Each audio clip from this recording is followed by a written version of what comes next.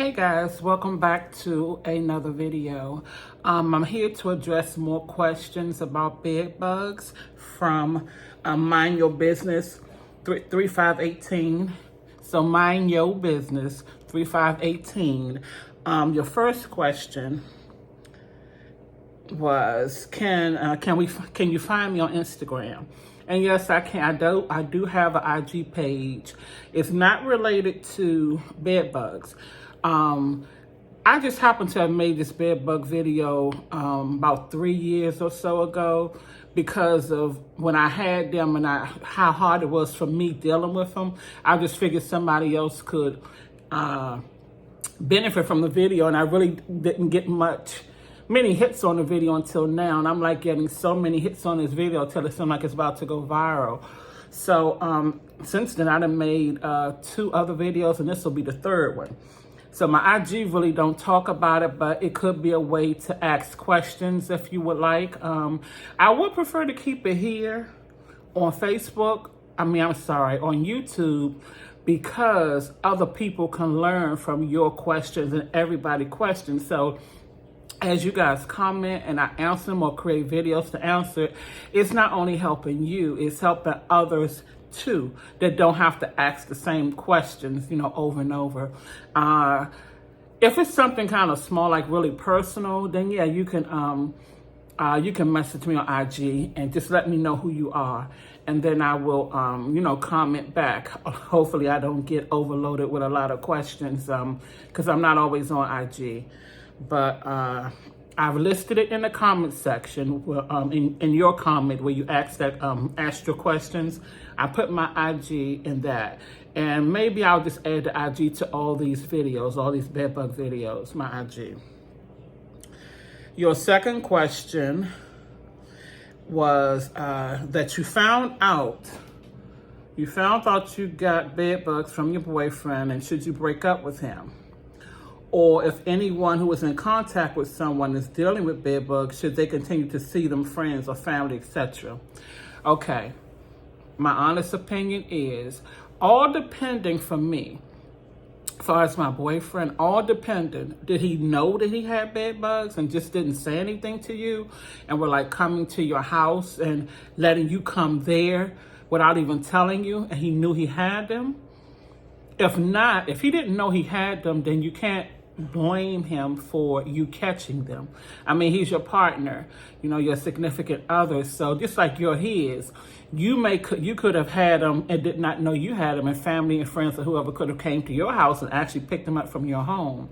Now, it's another thing with a person knowing that they have these bugs and don't say anything to people. That would make me very upset. And only people who have had to deal with bed bugs will understand that these bugs are a true nightmare, And if you get them and they're biting on you and you're sensitive to them, then you should not want anybody else to have to deal with this. So I would say, if my boyfriend knew he had them, if my family and friends knew they had them, or if they know they got them and they told me they have them, no, we are not coming to each other's house. You're not coming here, I'm not coming there. You need to get rid of those things before anybody come into your household. You need to get rid of them things before you start going over to people's house. Just like I stated in my very first video, when I found out we had them, nobody couldn't come in my house. Nobody can come in the house for nothing, to use the bathroom, anything. And my son, when he went to go to work or whatever, we took his clothes out of that room and we put them in bags. We tied everything up in bags. When I washed and dried, we tied everything up in bags because we knew we had them in the house, but we didn't know if, we didn't want them getting on any clothes or anything. So when my kids leave out the door, I'm a homebody. I was barely leaving in and out the house, just like I do now. I could stay in the house for 3 and 4 or 5 months at a time before I leave out the door. But as far as them, because I'm retired and them having to go to work, I was trying to make it as safe as possible that other people would not get them. So when we wash clothes, we tie them up in the bag. When he gets out the shower, they would put their clothes on in the bathroom, get dressed in the bathroom.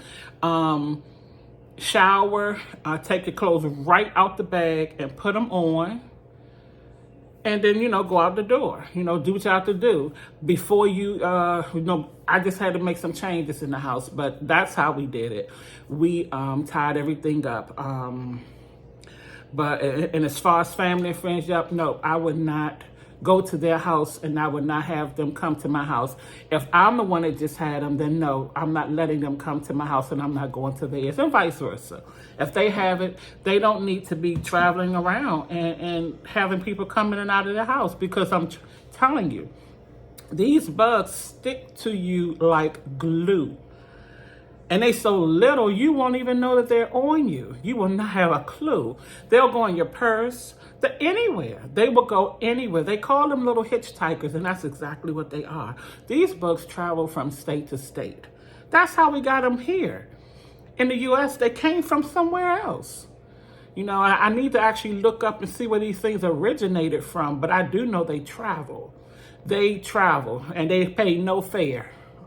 So to answer that question, I hope that answered that question. Nope, nobody's coming in my house. And if you got them, please tell me, so you won't be coming in my house either until you get rid of them. Okay, that was number 2. Number 3, you said I mentioned I didn't have to put my clothes away. I mentioned I didn't have to put our clothes away from the closet. I didn't have to pull our clothes out the closets. And you found some hanging in the closets, but your infestation sounds similar to mine. Should you put everything in bags? Now, if you know that they did get into the closets, it might be in your best interest, and I'm gonna say it will be in your best interest to take that stuff out and do what you need to do.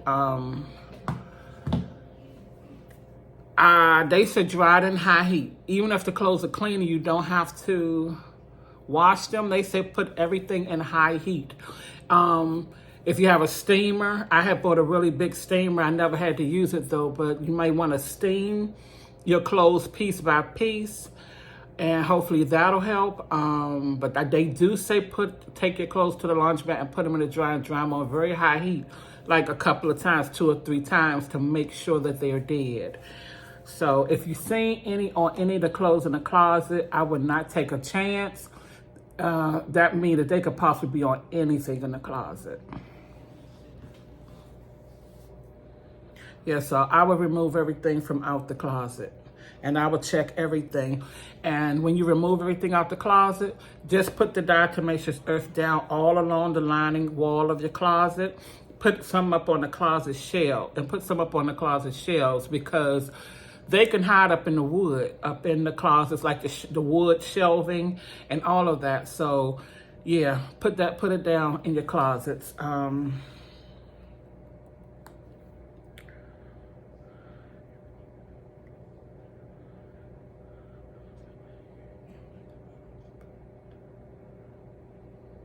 Now, when you found some hanging in your clothes, so that obviously means the clothes were in the closet. Correct me if I'm wrong, and if they were, do it. Yeah, you're gonna have to take all of that stuff out of there, because if you're seeing them in 1 or 2 things, it might not be in everything yet, but it's a good possibility that they are, and they've gotten into almost everything, if not everything. So yeah, dry those clothes, wash them and dry them, or just dry them in real high heat. If you have a steamer, again, steam that stuff with the steamer, because the steamer is so hot, it'll kill them instantly. But you have to steam everything piece by piece and go through it crevice by crevice. It's a lot of work, I know, but it's worth it just to get rid of those things. Number 4, did you have furniture that is wood or that was hard to find them?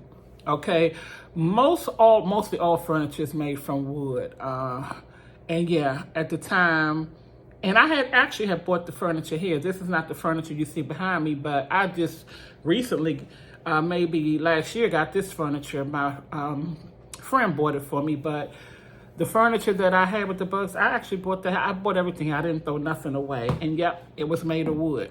And like I said in the video before this one, and like I said in videos, underneath for the bottom of some furnitures, you have that little lining under it, and the lining is just to hide the furniture, so it hide the wood. Because when you flip it over, you see the lining, and you don't see all that wood frame up in there. That's all the lining is for. What I did was I took the lining off. I took the lining off at the bottom of the furniture, and I put it up in the bottom of the furniture, all up in the wood. I put it all up in the wood. I took the pillows, because that particular set had pillows that you can pull on and off. I pull all the pillows off and put diatomaceous earth all around in the bottom part of the sofa. I flipped it back over and set it on the floor like it's supposed to be, and just took the pillows off, the cushions, and lined everything up. And that's how I did that. I didn't put any like on the top of the pillows, like where people sit. You don't want to do that because it's so powdery. You have powder all over the place. But yeah, flip that furniture over and put it up under the furniture. If your furniture is the type of furniture that you have cushions, pillows that you can put on and off, pull the pillows off and line that bottom part where you sit with the diatomaceous earth, and then just put the pillows back on. Okay, that was the fourth question. The fifth question, yes, did I have trouble breathing after laying down the powder, even after using a mask? No. Because it's so chalky and powdery, when you're putting it down, and because you're putting it in the carpet and you're swishing it around and all that, yeah, the powder stuff is going to blow all through the air, and you just don't want to breathe it in, so you put the mask on. You make sure you have the windows open, and you keep the windows open for a little while after you do it. And once you see the dust has settled, then you can close the window and go back to your life as usual. And after that, the powder should not be bothering you at all. You shouldn't even see, it's not going to be like where you walk, every time you walk in a room, it's going to be cloudy and all powdery. That's just when you first put an application down. Once it's settled, and you don't have to worry about it until you, apply it again.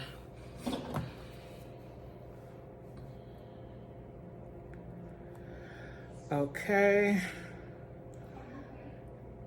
After 2 weeks of not seeing them anymore, how much longer did you lay down the diatomaceous earth powder? I still lay down the powder right now until today. I just don't put it down as much, and I do it a little differently. I don't put it on my bed anymore because I don't need to. Once I got rid of them in the apartment, I never put the powder on my bed anymore. I spray my bed with alcohol when I change my sheets. Now I do spray my bed with alcohol. It's just a habit. But like I said, until this day, I still use it because diatomaceous earth is just not only good to kill bed bugs, it kill all kinds of bugs, and it even got the mice out my place. Like I stated before, it got the mice out here. I don't even see centipedes or anything. To be totally honest, I don't see any kind of bugs anymore. When I first moved here with spiders. Spiders are just a problem everywhere. I don't even see the spiders anymore. Very seldom now if I see a spider, I'll see it like in the bathroom, maybe in the corner of a wall or something. But like when I say I'm bug free, I'm doggone near bug free. And that's how I was in my apartment. I used to see like spiders and things on the glue traps, so we used to try to catch the mice. And the mice got so smart, they just take the stuff that you got on the glue trap and keep it moving. Then you go check it, but you see all these different type of spiders and bugs on the glue traps. Once I started laying the diatomaceous earth down, and after that short time, there wasn't nothing getting on it because everything was dying. Everything was, it was just killing up everything. So that's why I put it down now. I put it down now because it's just good to get rid of a lot of things. And once you get rid of them, you don't have to do an extensive job as you're trying to get rid of them. I mean, then you can wait longer. You can wait for 2 or 3 months. You can put it down and wait for 2 or 3 months I'll do it again. It's up to you once you get rid of them. But before, you have to do it regularly. Okay, would I consider doing a live Q&A? Sure, I would definitely consider doing a live Q&A. Actually, I commented that in another person's comment, because I put that in another person's comment. The person asked me, is there a way that they can get in touch with me, like through email or something?